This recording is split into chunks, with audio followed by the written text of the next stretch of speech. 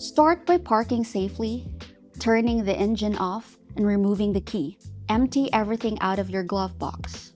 Next, open the glove box fully by pulling it down until it stops. On the right-hand side, you'll see a small plastic damper arm. Gently slide or unhook it to disconnect.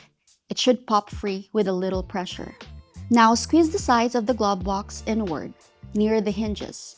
This releases the side stops and allows the glove box to drop further so you can see behind it. Behind the glove box, you'll see a rectangular panel. This is the cabin filter cover. Release the small tabs and open the cover. Slide the old filter straight out. Some RAV4s use two stacked filters, so check and remove if both are present. Note the orientation of the filter and look for the airflow arrow printed on the side. Before installing the new filter, take a moment to clean the housing with a vacuum or cloth to remove dust and leaves. Insert the new filter the same way the old one came out. If there's an airflow arrow, make sure it points in the same direction. Ensure the filter sits flat with no gaps.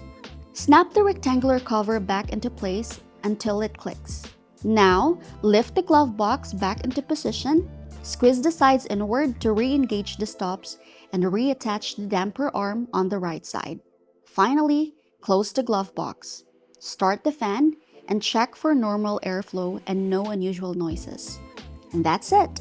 Your new cabin air filter is installed. For the correct filter part number and recommended service interval, check your owner's manual or contact Maple Toyota. And if you'd like us to handle it for you, schedule a quick service with us.